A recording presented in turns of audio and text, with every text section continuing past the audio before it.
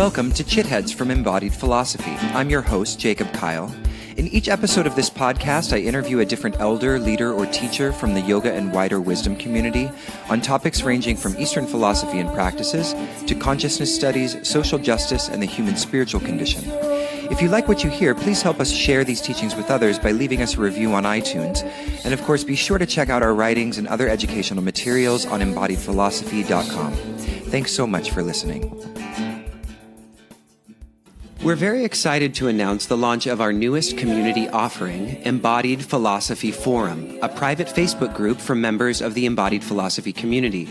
Those who sign up will receive exclusive access to video recordings of these CHITHEADS podcasts before they are officially published, mini trainings in Eastern philosophy and practices conducted via Facebook Live, conversations facilitated by our group administrators, live Q&A video sessions on topics voted on by members of the group, as well as early access and exclusive discounts on embodied philosophy programs, trainings, and retreats.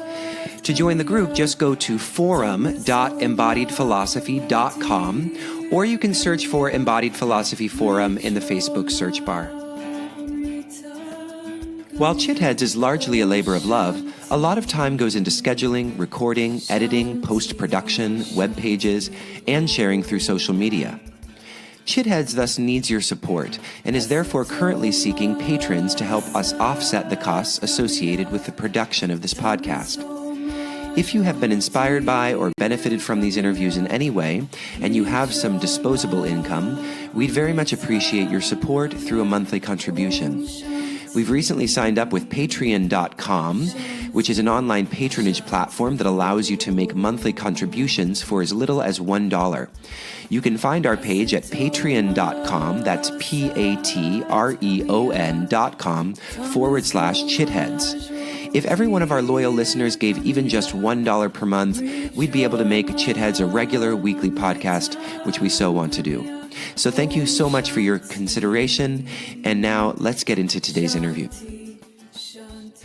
Hi everyone, welcome back to CHITHEADS. My guest today is Steve Peterson. Steve Peterson started Taoist Alchemy and Qigong on the recommendation of his family doctor. The practices both had a dramatic effect on his health and set him on a new spiritual path. He now teaches it to anyone and everyone who wants to learn. In his day job, he manages software projects, and he lives in Chapel Hill, North Carolina with his wife and family. Hi, Steve. Thanks so much for joining me today. Hey, Jacob. Great to be here. So in that short bio that I just read, it mentions that these practices that we're going to talk about a lot today and the philosophy around them really had a profound impact on your life. So I'd love to just start out maybe with you taking us on that journey, telling the story of how you encountered these practices and how they have helped you. Yeah, well, this is a story I tell a lot to students, but it started basically when I couldn't sleep. That's how it started. I couldn't sleep. I was like insomniac. I was like, after like 3 or 4 weeks, I was almost insane. And so my family doctor was kind of in the Rudolf Steiner school, which is kind of a holistic school, and he hooked me up with a guy who was a Buddhist monk actually, but who had trained a lot with Mantak Chia, who is a teacher who taught a number of Taoist practices, and one of these was the microcosmic orbit, which is a kind of meditation. And so I went to this guy, and it was like I started doing this meditation, and like bam, it was like instant change for me. I could instantly, it was like within a few days, I was completely able to sleep, and it was like wow. So that's what started me on this. But so it was and a lot of people who start on it have a specific crisis or specific need that they're trying to address, I find. But what kept me with it was that over the course of the, and I kept with this basically because I had to, because if I didn't do it, then I wouldn't be able to sleep anymore. So it was like I had a carrot and a stick.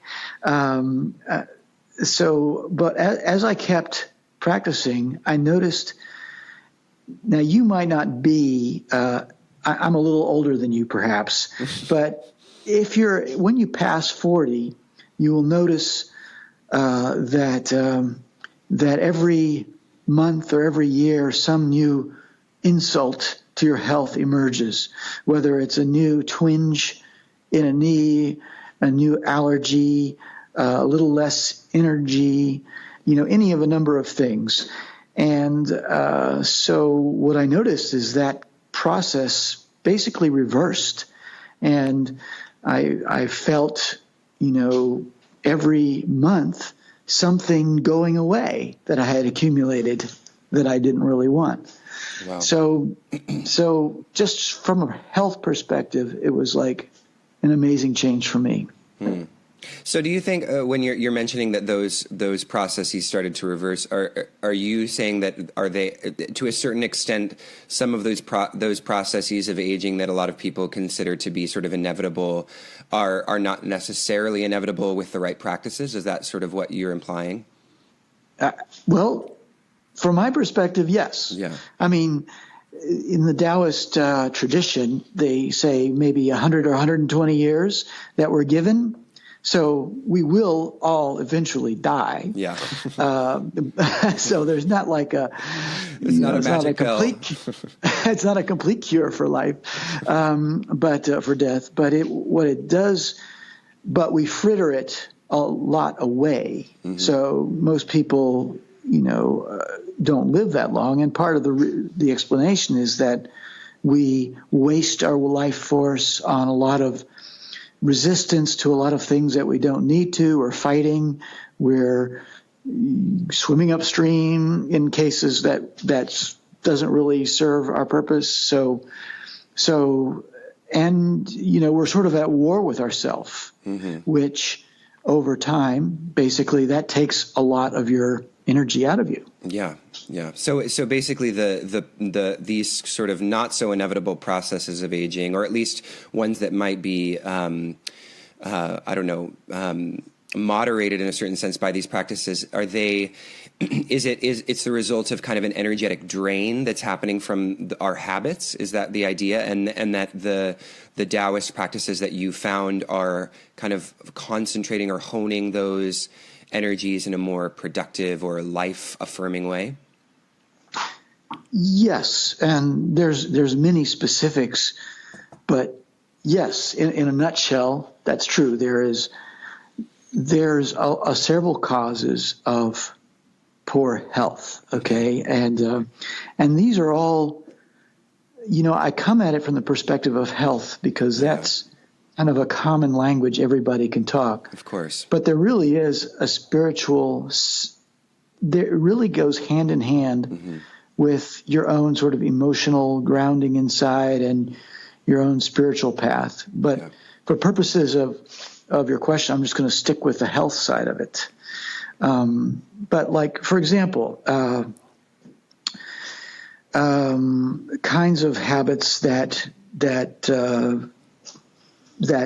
make you a spendthrift in terms of your energy. I like that word, spendthrift of energy. Yeah. Well, okay, is poor eating habits, sleeping habits.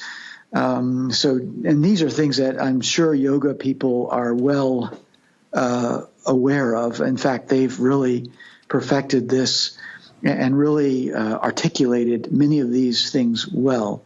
So there's habits like that, which are and bad sexual practices, I guess you could put it, that waste energy. Right. So there's that whole sort of just general practices of how you live your life, just what you physically do. But sort of in a more internal way, your emotions are people. I don't want to say they're buffeted by their emotions, mm-hmm. and And one of the first things that you learn, or one of the first formulas or practices, is called emotional alchemy, where you're learning to basically find your ground and find your earth that is a balance of a lot of these different voices that you have inside that are sort of have different needs. And so I guess that's a kind of rambling explanation, but I guess the effect, the way it manifests itself is you might be out in the world and talking with somebody or in a situation, and somebody triggers you for some reason, and whether it's you get angry and you don't really know why, or maybe you've sort of adopted a posture of constant anger, basically, that you've sort of have adopted as you. Yeah. You've said, okay, you sort of identify with this emotion, and it could be anger, it could be sadness, it could be a lot of these, negative emotions that it could be fear. So you adopt these postures, and you identify with them too much, and so that what happens is it's the equivalent of leaving the garden hose on and then going on vacation. You forget that it's on, and it's constantly running up your water bill. But over the course of time, you're paying more and more money and you don't even know where it's going. Yeah. And in reality, a lot of your energy is being used to feed these emotions sort of on a chronic level. And so where you want to get to is that, recognizing the emotions and feel them fully, of course, but you want to get to a place where you're not necessarily, they aren't you. Yeah. Yeah. They're more, yeah. Yeah. I love the use of the term posture that you're using, because I actually, as a yoga teacher in my classes, I often use that term because it's relevant to, the fact that we assume postures of the body in asana practice. And then there's also this, a posture of the mind. And of course, in an asana class, often we're trying to, assume the posture of the breath in a certain sense, or something that allows us to see that where we're kind of existing in our own emotional space is a kind of, as you say, adopting of a posture. And I think most people don't recognize that where they're at emotionally, mentally is something that's modifiable or alterable. And so these practices is what I love about them. And this is where I'm seeing a connection here between what you're talking about with these practices and yogic practices, is that there is, it's offering the vision of a kind of flexibility of mind and heart that allows you to see the kind of the changeable nature of the postures of your own mind, so you can move in maybe we might say, I don't know, liberating directions or health inducing directions. Yes, absolutely. Yeah. Mm-hmm. So now I want to. I love this idea you mentioned about a Taoist alchemy, and I know you've mentioned this. So is there anything else you can say about that? How does the alchemy, if we're to say, okay, there's a Taoist philosophy, and then there's Taoist alchemy. Is a Taoist alchemy just kind of the practice of the philosophy, or is there something else there?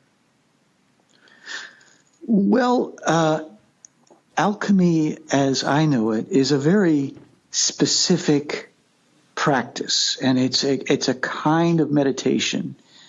And so what I've experienced in my very limited experience of yoga classes is, that, and I've gone to the Hatha yoga classes with the postures and getting in touch with your breath, and all these things are very helpful in setting the stage. I think what Taoism and there's possibly practices in yoga that I've never been exposed to, but that give you sort of a more prescribed path, I guess, a formula, which is a type of meditation that can really help in getting you to this place where you find this freedom that you're talking about. Mm-hmm. And so it's not, because it's one thing to say, try and realize that you have a freedom, that you're not your emotions, but it's hard to know, well, how do I get from here to there? You can say that, but a practice is more, well, how do I do that? Yeah. And so that's where this difference between, when we were talking before the program, we were talking a little bit about the difference between philosophy and practice.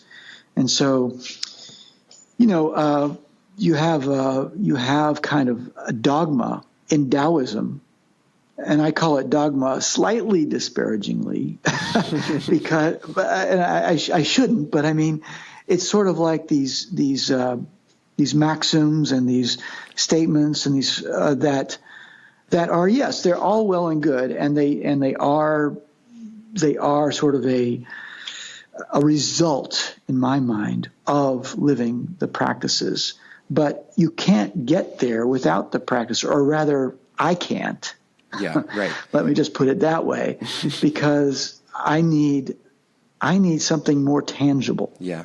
So can you give us a couple of examples of those maxims that are without practice, or sort of that feel dogmatic?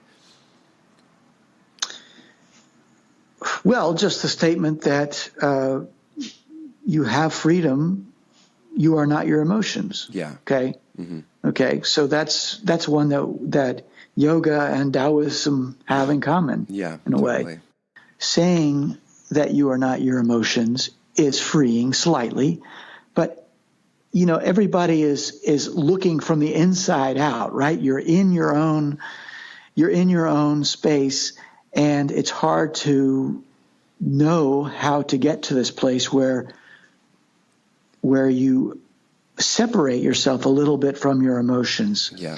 So a practice that helps with that is, for example, called fusion.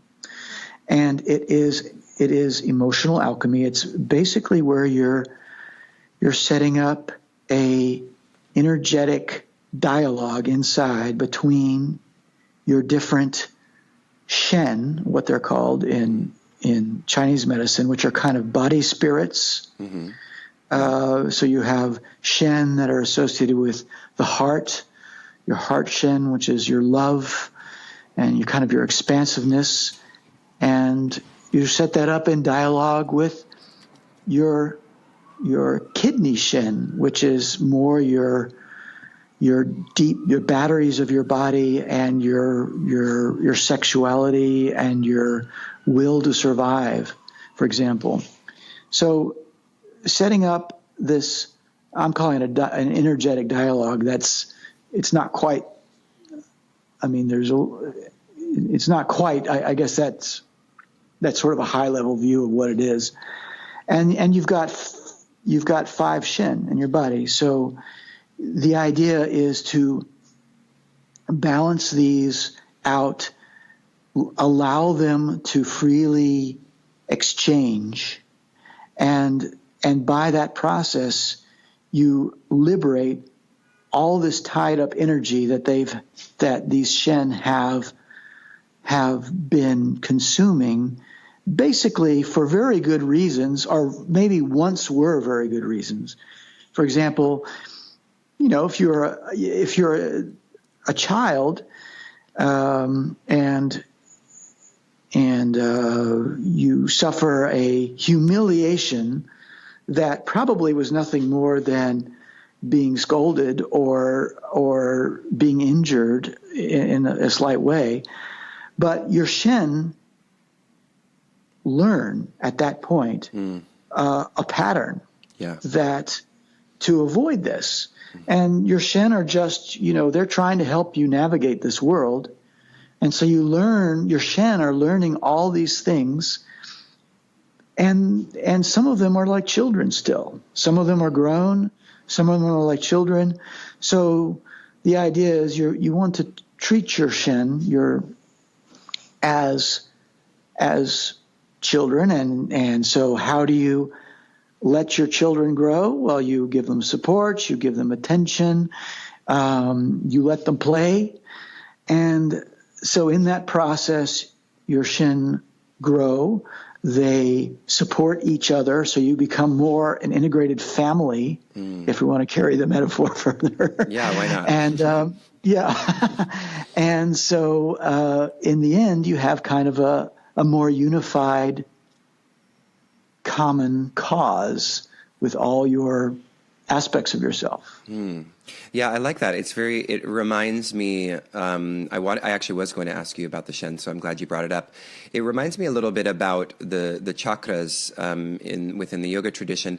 But what I like, and I'm curious, you had mentioned before that, there are many voices inside. And were you sort of partly referring to these, because you referred to them as body spirits, so I immediately thought, okay, these are, spirits, so they have different voices. Is that kind of the idea that that the Shen have almost a personality of their own, that based on our own development can be integrated or complementary to one another, or they can be in conflict? Is that sort of a bit of the gist of it? Yes, very much so. Yeah, very good. Yeah. So that's very interesting, and I want to ask you now something that you brought up, sort of, I think, just in passing, but I thought it was a really important thing to explore, which is you had mentioned spirituality and health and the connection between them, and I would love to kind of get your thoughts on this because, this is, I guess, the overall. If we could say, if we could be really general and say Eastern philosophy. One of its main insights is that there is no separation between spirituality and health in a certain fundamental way, and yet in our culture, in our mainstream American or Western culture, there's a kind of disconnect between these two, and generally they are not thought to be connected. In fact, they're very much, at least in the mainstream domain, they're completely separated. So, do you have any thoughts on this, and sort of what you see as maybe being a problematic approach to health based on this insight from Taoism and other traditions? Well, clearly, I share a lot of what you're saying, that spirituality is very much connected to health, and that clearly modern medicine is falling way short. They're sort of looking at it from the point of view of mechanics, and so they're missing out on a lot of things. I think it's on us as the experiencers of our health and our lives to fill in the gaps where we need to. Yeah. So, you can't necessarily go, even if the doctors were schooled in this, in Eastern philosophy and these sort of integrative practices. I mean, it still is on the individual to adopt them, to make them happen. Yeah. So, but my experience, with the where they come together is that I can say that I feel, for example, in doing some of these practices, for the first time I felt that this idea of the life force that's coming in me and keep giving me life is its own kind of intelligence, and it's not necessarily mine. And it's sort of it feels like a gift. Yeah. And so I can't necessarily explain. It was in the course of many of these practices that I came to feel that more and more. But it created a profound change in how I looked at myself and the world and sort of where my place was. Yeah. Because it's was less about me, and still, you know, I've been given this life, and I've been given these kinds of strengths and weaknesses and whatnot, but it's not all about me. It's sort of, I've been given this partly to serve the whole. Mm-hmm. And that shift was a big thing for me. And I don't think I could talk you through, because I think everybody is clouded in that vision by different obstacles. And so everybody needs to remove different clouds from the vision, needs to resolve different emotional conflicts to see and feel more clearly. Yeah. But I can say that one thing I love about the Taoist path is that it seems to work for any, it's kind of a general spiritual technology. Yeah. If you want to say, that seems to work no matter what your tradition is. I mean, I grew up Christian in a Christian, you know, I wouldn't say like, I grew up in a United Church, which is a pretty progressive church. Yeah, that's pretty progressive. But there's many people in these practices that are Buddhist, that are, you know, yoga is their practice. There's atheists or agnostics. There's, you know, so it works. It helps you because it helps you from wherever you are starting from. Mm-hmm. And so I guess that's what I mean by general purpose spiritual technology. Yeah, no, I like that term, spiritual technology, and what I like about it is that, you know, because I think there's a misunderstanding in a lot of these traditions that it requires some kind of faith or belief system, and you know, and some people would consider Taoism a religion, and yet, you know, there is no, at least from my understanding, there is nothing that looks like God in a kind of traditional sense. So it's how are we calling it a religion?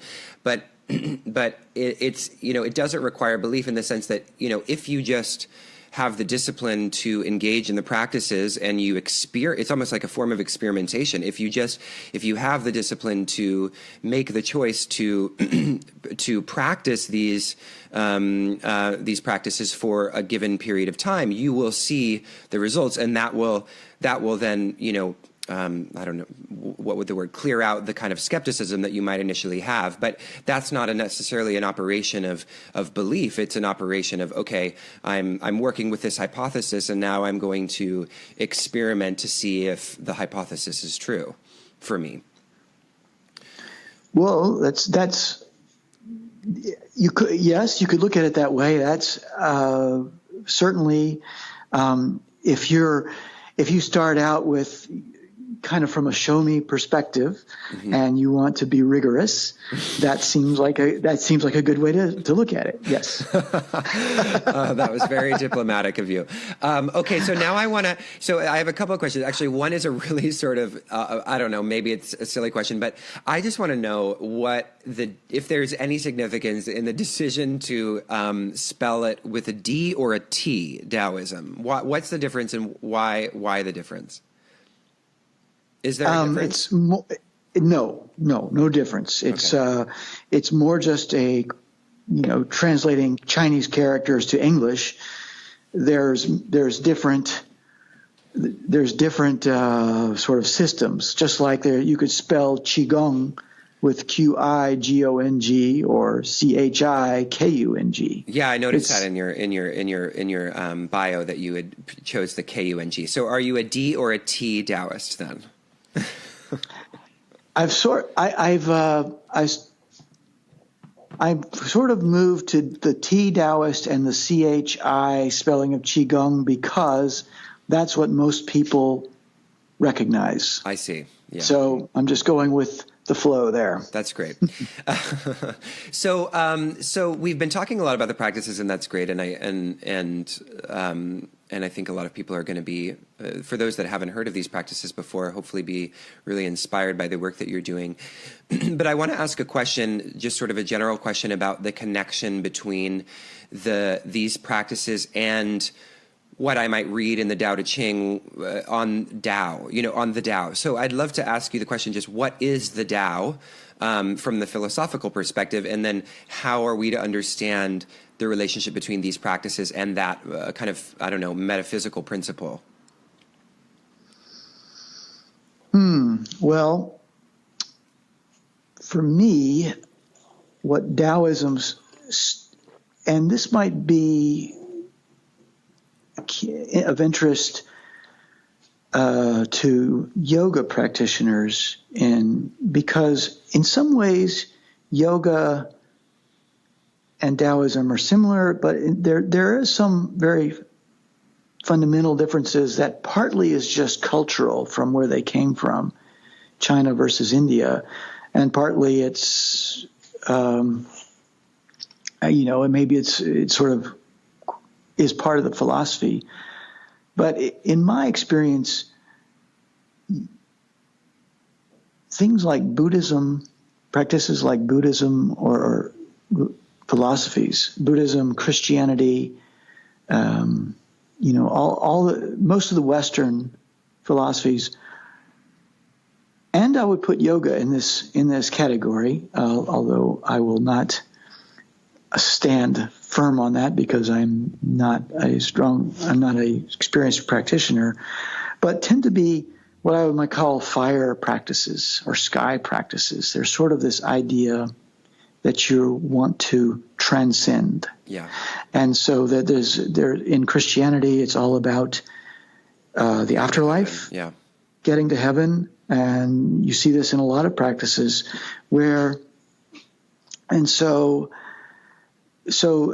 and indeed, the elements in Western alchemy, earth, air, fire, water, and ether, ether is the central element. Yeah. And so, which is kind of a sky, an etheric idea. Yeah.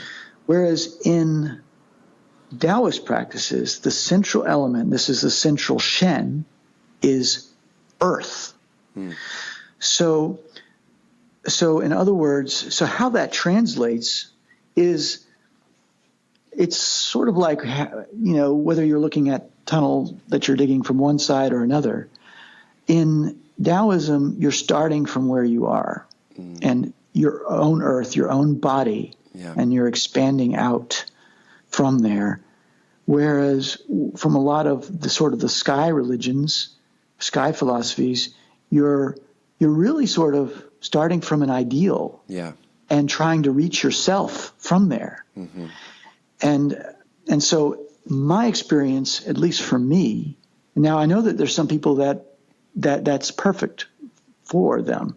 For me, I had so much resistance in my own body, I guess, to something imposed, seeing some ideal imposed from the outside, that was the wrong end of the tunnel to start for me. Mm-hmm, mm-hmm. I needed to start from myself and feel like it was a natural extension of my existence. So that's what colors my view of what Taoism is that it's much more based on a natural, almost, it's got more in common with American Indian philosophy than anything else that I've seen. So does that address? And then the notion of the Tao as the way or the path and the kind of really beautiful poetry that we see in the Tao Te Ching about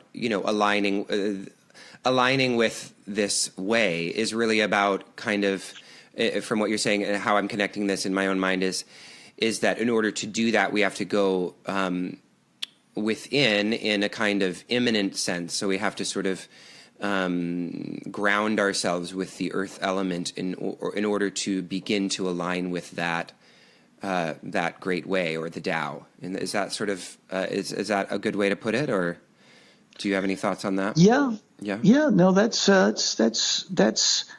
good. I think it's like,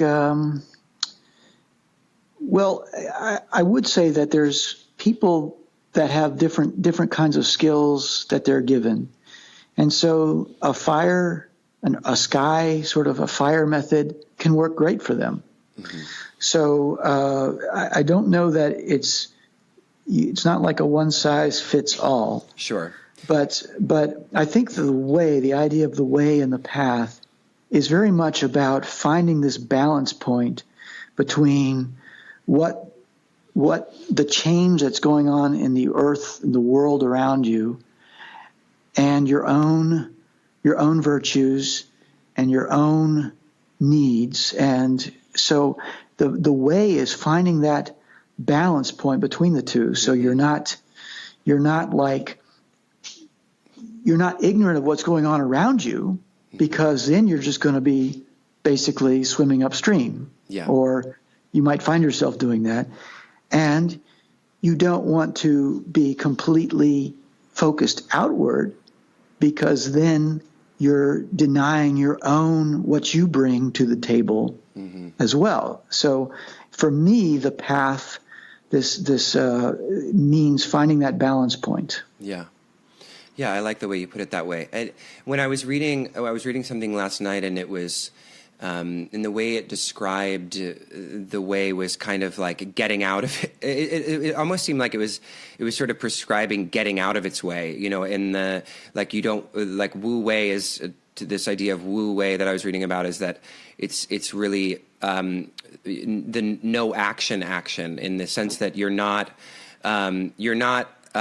ignorantly, this is the way I would understand it, because I guess you could read it and be like, okay, so I'm just supposed to do nothing, or it's more like, no, you're not supposed to act ignorantly in opposition to something that is, at root a part of the kind of changing nature of what's happening. And so part of this practice is really aligning with what is in that kind of flow and flux of life, and working mindfully, or rather skillfully, with that. What, as you're saying, like the change that is happening within and the change that's happening without, and balancing those two. Yes, beautifully said. Okay, beautifully great. said, I think. Awesome. And if you're reading, another key book that I found very helpful is the I Ching, which talks about change that's happening outside, and the different ways to respond, to foster change, to protect yourself, So it's sort of the relationship of the individual to the world, and the best way to deal with change. Yeah. And it's a great. I'd encourage you to take a look at that, to see the variety of strategies, and to think, well, do I have that strategy in me? Yeah. And when would that be called for? It's very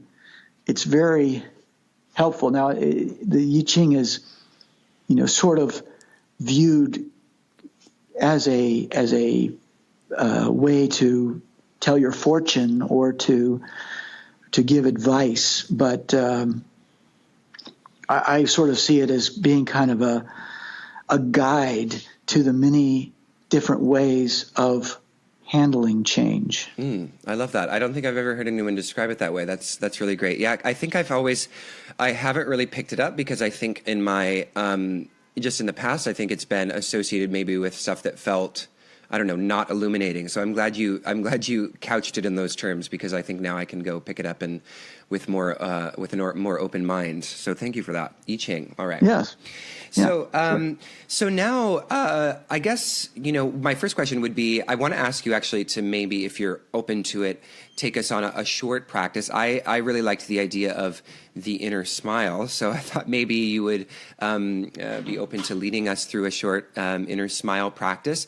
But before that, I was wondering, is there anything else, based on what we've talked about or maybe what we haven't talked about in terms of the practices of Taoism or how they connect to, our daily life that you maybe want to share or discuss? No, I think, I would love to take the listeners, us too, and whoever's listening in on an inner smile meditation. It's, there is a saying that talk does not cook the rice. And so, you can talk about it for so long, but you need to do it. Yeah, let's cook the rice. Right. Right. So, but the inner smile is actually a foundational practice in that it's part of every single other practice you do. Mm-hmm. So, remember I spoke earlier about how when you want your kids to grow, to be healthy, you give them love, you give them support, and partly you just let them be what they are. The inner smile is a way to sort of do this with yourself and expand it to the world around you. Mm-hmm. So what you're doing, the effect of doing the inner smile is that you're opening doors inside that might have been closed. You're activating and affirming different aspects of yourself that might have been shut down in the past. Mm-hmm. And for better or worse, you got to sort of go with where it takes you. So it's a relatively simple practice. And what I'm going to do is I'm going to actually sit down here and sort of the way I usually lead a class in it is just to do it with everybody and just talk people through it. So the way you might start is doing a little bit of shaking or sort of warming up the body a little bit. And I know most of the yoga classes I've been to start with a whole set of sun salutations, which is a great warm up, but something that sort of warms up your body and gets you in touch with your sort of whole physical self. And then after you do that, let's say we've done that, just in the interest of time. Mm-hmm. Then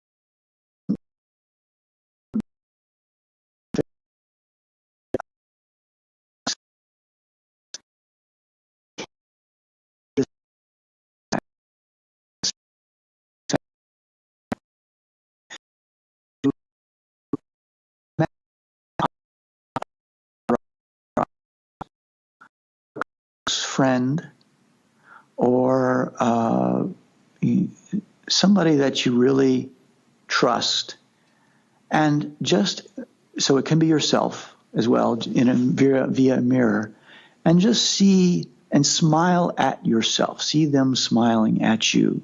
And it's just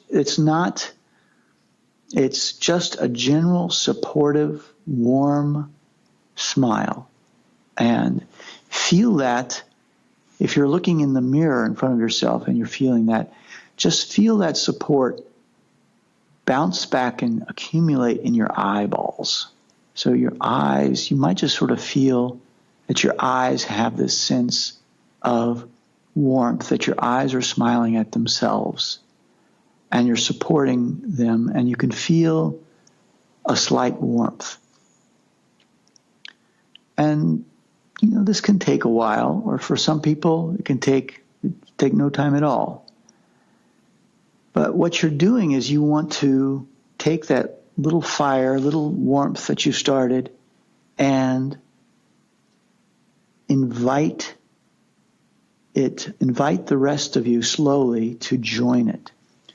So if you're smiling at yourself in your eyes and you feel a little bit of warmth, then allow your eyes to smile at each other. So your two eyes are smiling at each other. They are, and by smiling, you're supporting, you're saying, man, we're pretty good. We're doing a good job. We're working hard. We can see light. How cool is that? There is a lot. It's basically just appreciation and appreciating the virtues of your eyes. And from there, your eyes are only going to feel better about themselves after this. And they will answer by feeling warm. When they start to feel warm or even light, a sensation of light, you know that your eyes are smiling with you. And from there, you can expand. You can say, well, now let me smile at the left side of my brain, for example. So you're smiling at that whole space. It might feel like a big space in your head, but you're smiling at that space and at the brain matter that's there, the kinds of thoughts that are there. And you're inviting that part of your physical body and your inner space to join you in this smile. So you're appreciating it and inviting it to join in this kind of unifying smile. And what you will feel at some point is that the left side of your brain kind of becomes a little lighter. The lights seem to come on, or it warms up, feels like there's a little glow there. And it's doing that because it feels connection and appreciation and unity. So what we do over the course of an inner smile meditation is we're going to basically go expand to different parts of your body. And so let's go to the right side. And just direct your appreciation of the part of you and the part of you that's already glowing a little bit to the right side of your brain, of your head, and that inner space.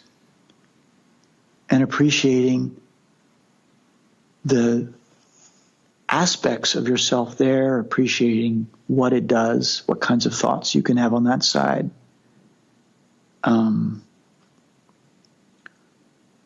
So, an inner smile meditation you can do it for 15 minutes, you can do it for an hour, and you sort of follow it as long as you want. So I'm guessing that we probably have maybe 5 more minutes. So I'm just going to take us on a meditation that will last about that long. And of course, I'm just guessing because I got my eyes closed and I'm smiling.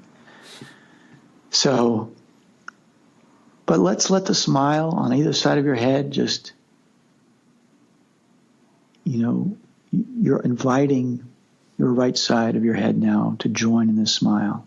So it's both an appreciation and an invitation. It's just like if you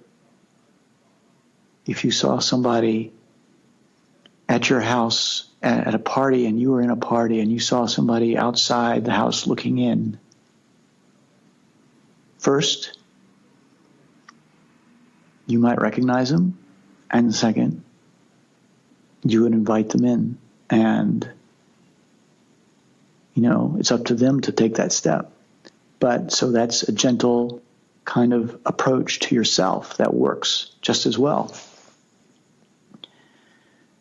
And so traveling down, let's say our head feels warm and like there's a little gentle celebration going on inside. Now this smile can extend down to your neck, sort of all the way to the base of your neck. Feel where your vocal cords are and where the top of your neck or the bottom of your neck is. Just appreciate, think of what your neck and that whole space is about. It's about speaking. And it also serves as a separation sometimes to our detriment between our body and our mind, or in our head, our brain. So smile at that space, at the fact that it is a connection between it connects your brain and your body. And it's a place where you speak your truth from. And so take a moment to appreciate that space, appreciate the words that you say. And we all say things sometimes that we think, oh, that was stupid. That's okay. Appreciate that we all make mistakes and we don't always say the right thing. But appreciating the fact that we said something and that we are basically trying. So the smile continues. Invite your neck, your throat to join in the smile as well. So it's joining the party. And I'm going to take us down one more layer because I'm not sure of the time. But let's take a moment to all let the smile extend down to your heart. So your heart should be your best friend. So think about all the things your heart does for you. It's beating blood around your body, keeping you alive. It does it without you having to say, okay, say to beat. Just that feat in and of itself, this tireless support is amazing and worthy of appreciation. And then think about how your heart keeps you warm, the love you feel there, how important a part of your life that is. You can appreciate the dark feelings that might be there as well. The heart has many, many dark feelings, that hatred, bitterness, irritability, lots of things there that we don't like to associate with ourselves, but we need to recognize that they're all part of the party and invite them all, and invite them to smile with us.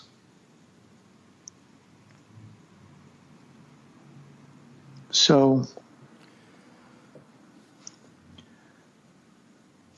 thank you, Steven. That was really excellent. Okay. That was really beautiful. Thank you. I hope I didn't cut you off too short. You seemed like we were at a closing point there, but thank you. That was really nice. So now, just to close, I wanted to ask you if you wanted to share anything about any upcoming workshops that you're doing, or where people can find you if they want to come to any of these practices in your area. Well, I teach regularly at my house, and it's sort of a donation-based. Every week I have people coming in, and we sort of learn whatever the people there are ready to learn. So that's not quite that wouldn't probably work for people that are traveling any distance. Yeah.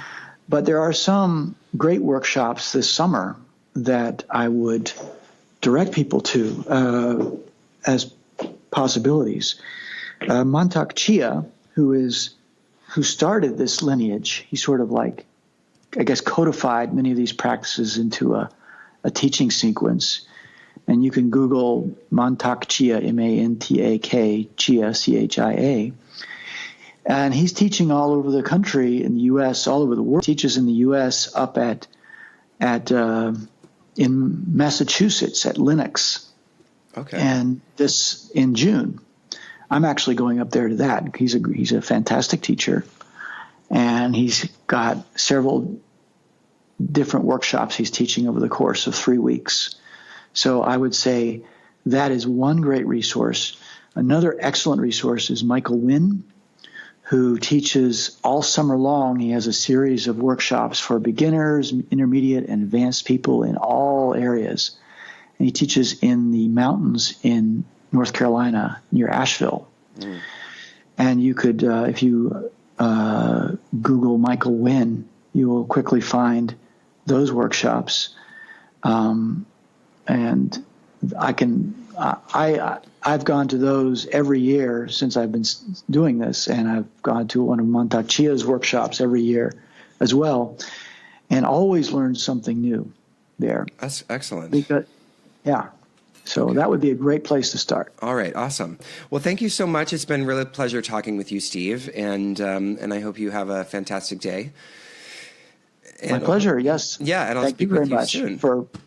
Yes, thanks so much for promoting this. Absolutely. Promoting all this. Yes. All right. Bye-bye. Well, there you have it. I hope you enjoyed that interview with Steve Peterson. If you'd like to learn more about Taoism and the practices that Steve and I talked about, you can go to universal-dao, that's T-A-O, universal-dao.com.